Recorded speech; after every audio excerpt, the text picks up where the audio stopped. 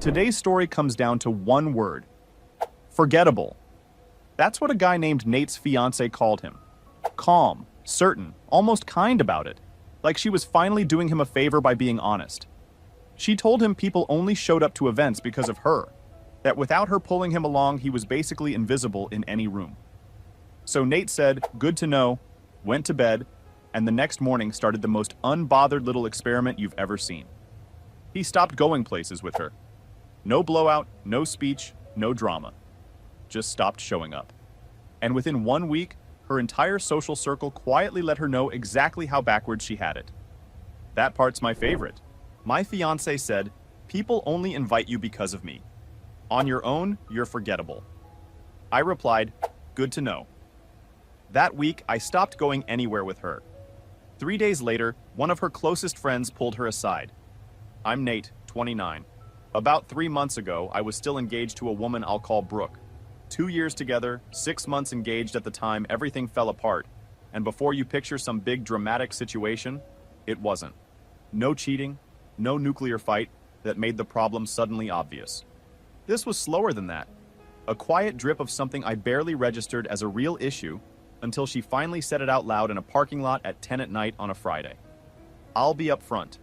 I'm not the easiest person to be social with. I'm reserved. I'd rather sit down with 3 people and have a real conversation than spend 2 hours doing the party circuit and go home knowing nobody's face. I know that can read as disengaged to someone who runs on social energy the way Brooke does. I get it. But there's a meaningful difference between "this guy could open up more" and what she eventually said to me in that car. That distinction is what this whole thing is about. I met Brooke when I was 27. She was the kind of person who made rooms feel louder just by walking into them. Magnetic, effortlessly comfortable with strangers, knew everyone's name within an hour of meeting them. She'd walk into a party and have 3 separate conversations going at once. I'd find one person and actually talk to them. We were social opposites, and for a solid stretch of time, most of the first year, honestly, that difference worked in our favor. She pulled me into situations I'd never have sought out on my own. I helped her slow down and breathe when the constant social activity got overwhelming. It felt like we genuinely balanced each other out. We got engaged after 18 months. Things seemed solid. I thought we were in a good place, and I want to be clear about this part because I think it matters. There were genuinely good stretches. Brooke at her best was someone I was really glad to be around. She made things feel worth doing, which sounds like a small thing, but it actually isn't. She'd suggest a random drive to somewhere neither of us had been, or find some event neither of us knew about, and make it an evening. She had energy in the way that some people just naturally have more of, and for a while that pulled me somewhere I wouldn't have pushed myself to go. I'm not trying to paint her as purely one thing, because she wasn't. The relationship had real good in it. I just didn't clock how slowly the weight was shifting until it was already sitting wrong. The cracks were showing up earlier than I admitted to myself. I just filed them under normal friction between 2 people with different styles, and moved on. Brooke had this habit, subtle enough at first to write off as teasing, of framing herself as the reason I had any social existence at all. The early comments were small. "Thank God I dragged you out tonight. You'd be home watching something alone. People wouldn't even know your name if I hadn't introduced you around." Coupley stuff. I rolled my eyes and moved on. But over the course of a year, the teasing shifted into something else. It became her actual explanation for why we got invited places, why people knew who I was, why I had any standing in our shared social world at all. I was, in her version of things, a project she'd generously taken on. The clearest early example I can point to: about a year in, we got invited to a birthday party for someone from her college friend group I'd met maybe twice. A full outdoor thing, 30, 40 people, a whole afternoon of it. I had a genuinely good time.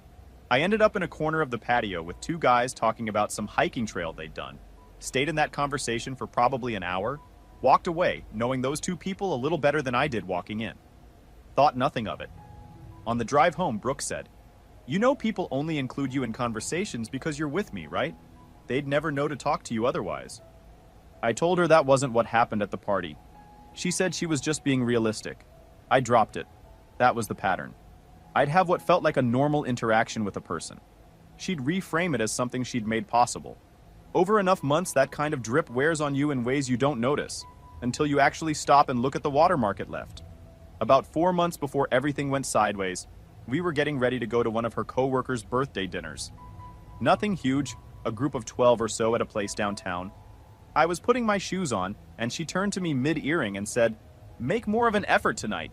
I don't want people thinking I dragged along dead weight." Dead weight? She said it the way you'd say something obvious, practical, like she was giving me useful information. I asked what she meant. She explained, "I stand in corners. I don't hold conversations long enough. People notice these things. She couldn't just not bring me because that looked worse. So try harder. Be engaging. Ask questions. Make people feel like you're actually there." So I did. I went around, asked about people's lives and families, remembered things from previous events and brought them up. I was doing everything you'd call making an effort, by any objective standard. But I watched her expression across the room all night, and whatever her bar was, I wasn't clearing it. That was the thing with Brooks' bar. It moved. After that night, every social event started to feel like a performance review I hadn't agreed to participate in. Every drive home was a debrief. You seemed distracted. You were too quiet in the second half. Why didn't you jump into that conversation? I remember one specific night, some dinner with her work friends, maybe 2 months before the breaking point, where she spent the whole drive home going through a list of moments I'd handled wrong. The way I'd answered a question too briefly, a conversation I'd walked away from too soon. At one point she said, "You just don't have a natural social instinct. Some people do, some people don't." Like she was explaining physics. I looked out the window and said something like, "Probably true," and let it end there. After a while, I just stopped arguing back. It felt like a loop that never went anywhere, so I'd nod, say, "You're right," or "I'll work on that," and drop it. In hindsight, that silence probably read as agreement with everything she was saying about me, which is its own problem. The actual breaking point came about 2 weeks before I ran my little experiment. We got invited to a dinner at Nina's, Nina being one of Brooke's closest friends, someone she'd known for years. 8 couples, nice restaurant, the kind of evening where everyone's casually competing to have had the most impressive few months. European vacations, corporate promotions, someone just closed on a second property, another person's kid got into some school everyone was supposed to be impressed by. I'm a project coordinator at a mid-sized consulting firm. My last few months were genuinely good. I finished a long project I'd been working on, picked up some new responsibilities, handled some stuff that I was actually proud of. But none of it turns into a dinner party story. It's just work. So I was quiet, asked questions when it felt right, listened more than I talked, stayed in the background. About an hour in, someone at the other end of the table told this long story about a trip they'd taken, some multi-country thing with complications and logistics, and a funny hotel situation. I asked a follow-up question about something in the middle of it that I was genuinely curious about. The person answered, "We went back and forth for a few minutes, and I honestly thought that was a normal human interaction." Across the table, Brooke had a look on her face that said otherwise. On the drive home, she started before we were even out of the parking garage. That was hard to watch. "You said maybe 10 words the whole night." I told her I didn't have a lot to add to conversations about trips I hadn't taken and promotions I hadn't received. She said that was always the problem. I never have anything to add. I just sit there and make her look bad. I asked her how me being quiet at a table of people I barely knew made her look bad in any measurable way. She pulled into our parking lot, stopped the car, and turned in her seat to face me. "People only invite you because of me. They don't actually want you there. They tolerate you because you're with me. On your own, you're forgettable." Forgettable! She said it completely calm, almost kind the way she framed it, like she'd been carrying this for a while, and was finally deciding to do me the favor of being honest instead of letting me keep walking around with a wrong picture of myself. "Good to know," I said. She followed me inside, still going. Social strategies, areas I needed to work on. She wasn't trying to be cruel. She was being realistic. If I ever wanted people to actually want to be around me, I needed to put in some real effort. I nodded along, went to bed. Lay there in the dark for a good hour with that word sitting in my chest. Forgettable. Okay, let's find out if that's actually true. Here's what I want to be clear about. I wasn't going into this wanting to hurt her or prove some point to her face. That wasn't the move. I didn't have some elaborate plan I was executing, no endgame I was steering toward. I just genuinely wanted to know if she was right. 2 years of hearing some version of "you're only relevant because of me" had done a quiet number on the way I carried myself in social situations. And I didn't even fully realize it until that Friday night when the word forgettable just landed in my chest and sat there like something solid. So yeah, I wanted to know if it was true. Simple as that. Hold on a second. Pause right there. For everyone listening, that's me jumping in. Your host, not Nate. I need a moment here because she said it how? Calm? Helpful? Like she was doing him a favor? Captain Main Character has been filing this assessment for months, clearly waiting for exactly the right parking lot at exactly the right time of night, and the verdict she lands on is forgettable.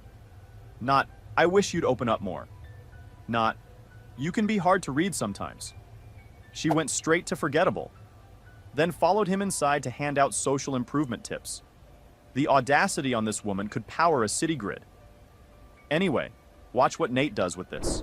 I made the decision the next morning before I even got up. If people only invited me because of Brooke, I'd stop going to things with Brooke. Clean experiment. No drama, no big speech, no confrontation. Just quietly remove myself from the equation and see what the results looked like. That week she had 3 events lined up. Wednesday was a get-together with her work friends at a spot they all liked. Friday was dinner back at Nina's, which apparently happened regularly enough that it had its own recurring slot on the calendar. Saturday was brunch with her college roommates. The inner circle. The people she talked to basically every single day of her life. Events I would have walked into on autopilot 6 days ago. Not this time. Wednesday afternoon, she asked what time I'd be ready to leave. I'm not going tonight. She stopped. What? Why not? You said people only invite me because of you. So I'm testing that. You go, I'll stay home. She stared at me. Nate, I didn't mean you should stop coming to things. That's not... No, you were right, I said. If I'm forgettable and only there because of you, there's no real point in me going. People will probably have a better night without me taking up space. She called it ridiculous.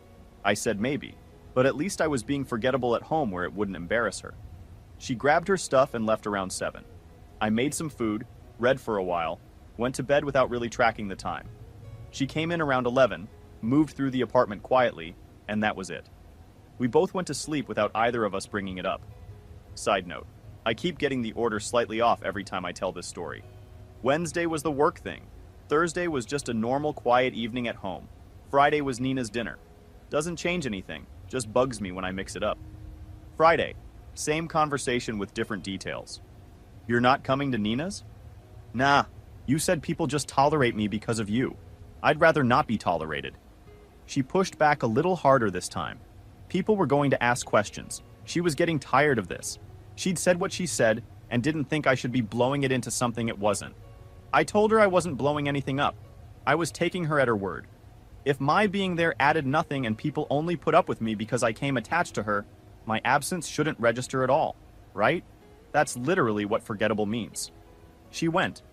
I spent the evening alone in a way that was honestly kind of peaceful. Cooked something I'd been meaning to try. Watched part of a documentary I'd had queued for weeks. Sat on the couch without any background awareness of whether I was performing correctly for anyone. She came home after midnight, clearly more agitated than she'd been Wednesday. Nina had asked about me. Brooke told her I wasn't feeling well. When she walked in, I asked why she lied about it. She said she couldn't exactly explain to her friends that her fiancé was having a tantrum over something she said a week ago. I told her for the second time. This wasn't a tantrum. This was me taking her stated assessment of my social values seriously and responding logically to it. She didn't have a clean answer to that. Wait. Let me jump in here real quick. Still your host, not Nate. She called this a tantrum. She's the one who told her fiancé he was tolerated by their entire social circle, put forgettable in his chest like a splinter, and when he quietly tests her theory with zero yelling, zero drama, just stays home. That's the tantrum. Classic Captain Main Character energy. She started a fire, handed him the matches, and now she's confused about the smoke. And what I love is that Nate isn't angry. He's not emotional about this at all. He's just not there. That's the most unbothered move you can make. Saturday's about to hit different. Saturday morning, the stress was written all over her. The brunch was the big one. Her college roommates. The people she'd been closest to for a decade. The group that knew her better than almost anyone. Her actual inner circle. You're coming to brunch. Enough, Nate. This has gone on long enough. Nah. People are going to start asking questions about us. Tell them the truth. You said I'm forgettable and only at these things because of you. So we're giving everyone a chance to confirm that. I should not have said that. But you did. And now I'm curious whether it's actually true. She went quiet for a few seconds. I could see her trying to find the version of this argument she could win. There wasn't one, and I think she knew it, because pushing back required her to either admit the forgettable comment was wrong, which she wasn't ready to do, or defend it, which would just make the whole thing worse. She grabbed her keys and her bag and left without saying anything else. I spent the afternoon at home, read for a couple hours, caught up on a project report I'd been putting off, made lunch, took a long walk around the neighborhood. It was one of those walks where you don't have a destination. You just move and let your head sort through whatever it's sorting through. At one point, I realized I'd been gone almost 2 hours and hadn't once thought about how I was coming across to anybody. The quiet was genuinely nice. I hadn't noticed how much background noise I'd been carrying into every social situation until I had a Saturday completely free of it. She came home around 4. Door opened, footsteps through the front hall, and she walked straight past me to the bedroom without stopping or saying anything. I gave her about an hour, then went to check on her. She was sitting on the edge of the bed, staring at nothing. Pale. Hey, what happened? Nothing. Brooke, you look like someone just read you results of a test you didn't know you were taking. What happened at brunch? She looked up at me, and I saw something I'd genuinely never seen on her face before. Not the performed vulnerability she'd occasionally put on in social situations to come across as relatable. This was real uncertainty. Like she'd walked into a room expecting the furniture in its usual places and found everything moved. Kat pulled me aside after brunch. Kat being her oldest friend, going back more than 10 years, basically a sister. Someone who'd known Brooke longer than I had, and probably knew things about her I never would. She asked why you hadn't been coming to things lately. I told her you were buried with work. She said that was fine, just checking in. Brooke stopped, swallowed. And then she said everyone's been asking about you. Not asking why you're not there. Asking about you. They miss you. I sat down. Kat said you're one of the only people at these things who actually listens when someone's talking. Like actually listens. Not waiting for your turn, not already thinking about what you're going to say next, just actually present.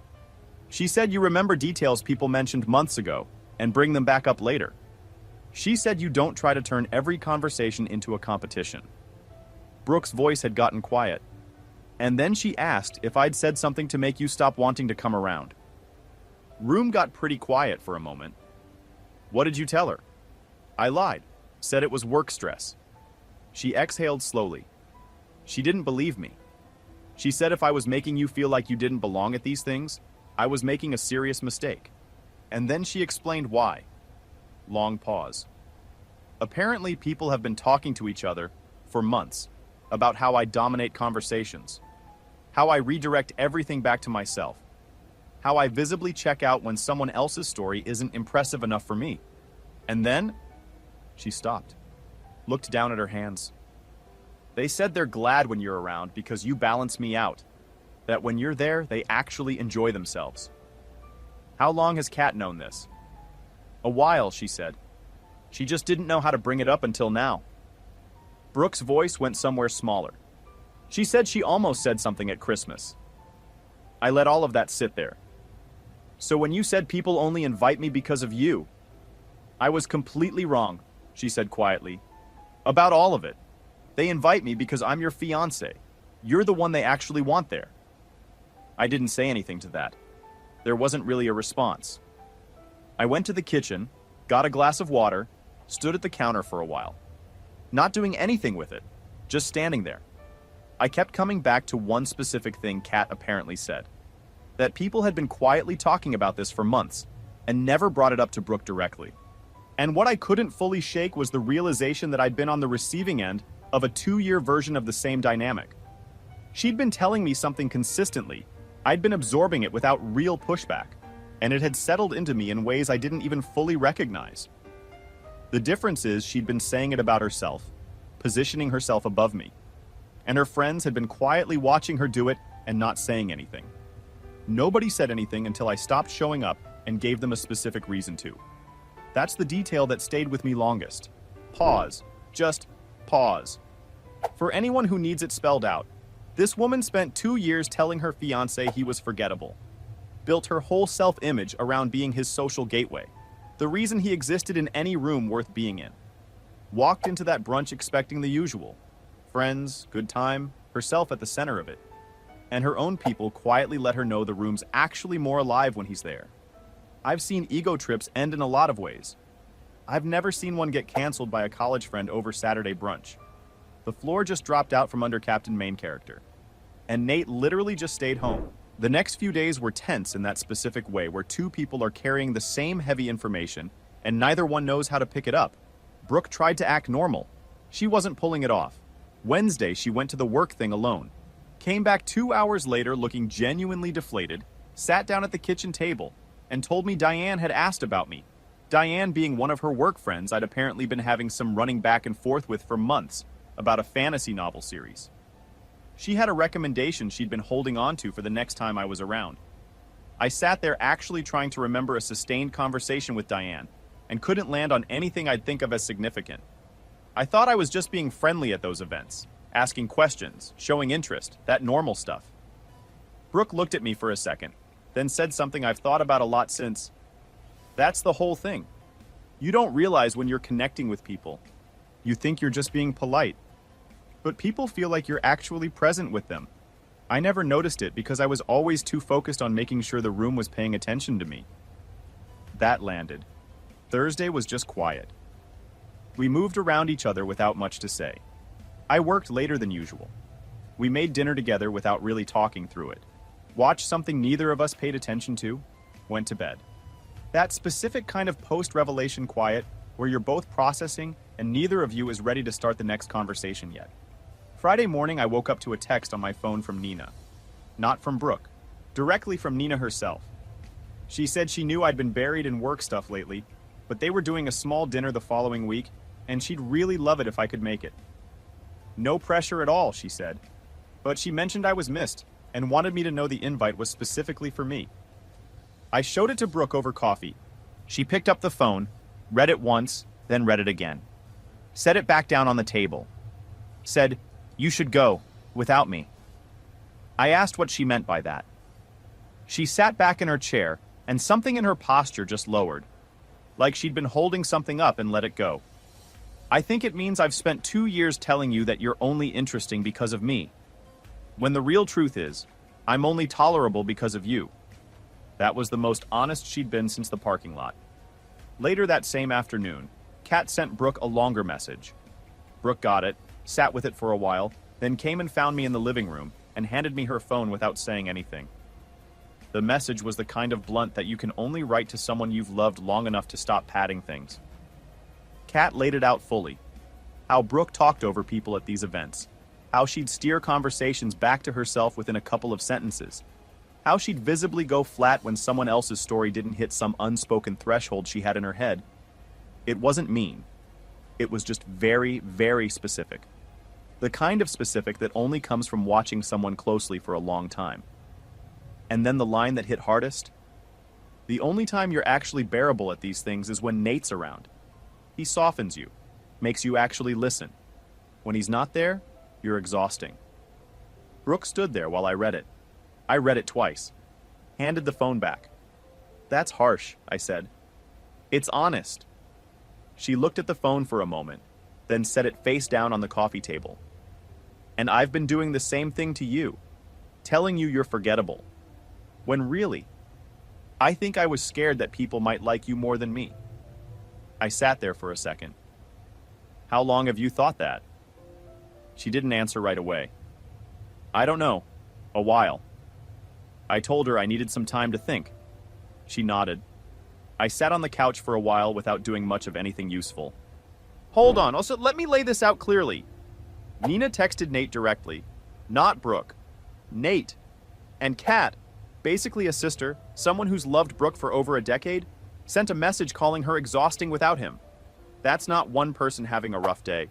That's a pattern with receipts attached. But here's the detail that actually gets me. Brooke admitted she was terrified people might like him more than her. She knew. On some level, she's always known. Forgettable wasn't an honest read of who he is. It was a preemptive strike. Convince him he needs you before he figures out he doesn't. And now here they both are, sitting with that. Final chapter. Final update. We didn't end things right away. We tried for about 3 months. Brooke did some real self-examination during that stretch. Reading, journaling, actually sitting with the patterns she'd built, and trying to understand where they came from and why she'd needed them. To her credit, she wasn't defensive about it once the initial shock settled. She'd come home from one of those social events and give me a straightforward rundown of how she'd done, where she'd caught herself redirecting, where she'd actually managed to stay in someone else's story without steering it.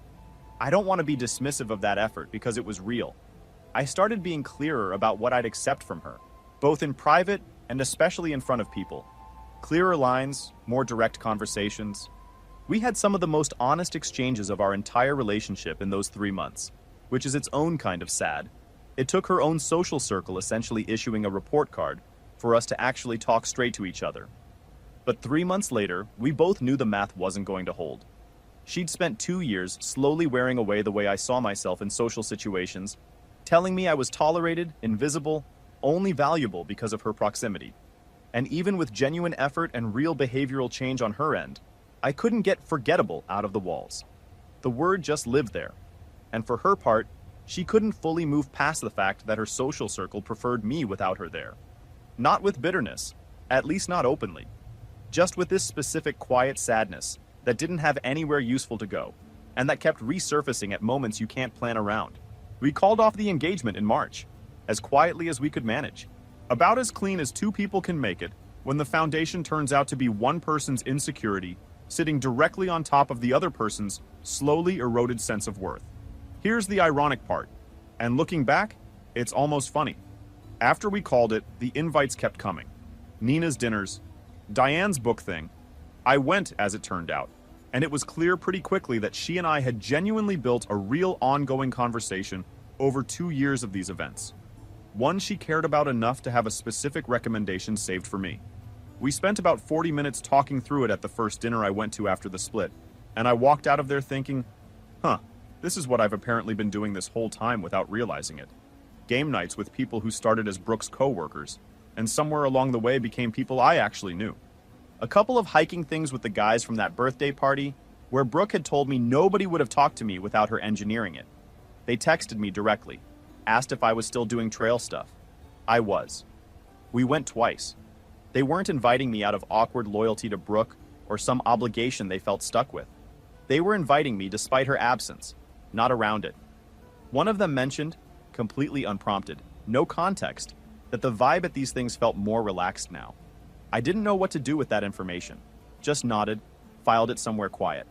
Brooke moved to a different city about 6 months after we ended things. New place, new scene, fresh start. We texted a few times in the first couple months after the split. Nothing heavy, just practical stuff about shared things we needed to sort out. The last real conversation we had, she said she'd been doing a lot of thinking about the kind of person she wanted to be in rooms full of people. I told her I thought that was a good thing to be thinking about. I meant that. I genuinely hope she found the version of herself she was always trying to project. The magnetic, interesting, charismatic one, without needing someone quieter standing next to her to make it feel real. That's not sarcasm. I actually mean it. As for me, I'm doing well. Better than I expected if I'm being real about it. Turns out forgettable was never the accurate word. I'm not the loudest person in any room. I'm not working the crowd or performing for anyone or trying to have the best story at the table. But I make people feel like what they're saying is worth hearing. And apparently that's something people actually remember, even when you're not tracking it yourself. That's not forgettable. That's just a quieter, different way of being there. And apparently it's the kind people actually notice. So, tell me what you think. If someone spent 2 years quietly convincing you that you only mattered because of them, would you have run the same experiment Nate did? Quiet, no drama, just removed yourself? Or would you have blown it all up on night 1? Drop it in the comments. Look, I'll be straight. Nate didn't go scorched earth here. No confrontation, no speech, no dramatic move. He stopped showing up and let the truth do the heavy lifting. And sometimes that's actually the colder play. Captain main character spent 2 years convincing this guy he was background noise, and all it took was 3 events without him. for her own people to quietly tell her she had it completely backwards. If you've ever been called forgettable by someone who needed your presence to make their table worth sitting at, you know exactly how this one landed. Drop your thoughts in the comments. And if you're not subscribed yet, fix that now. Fix that now. Fix that now. Fix that now.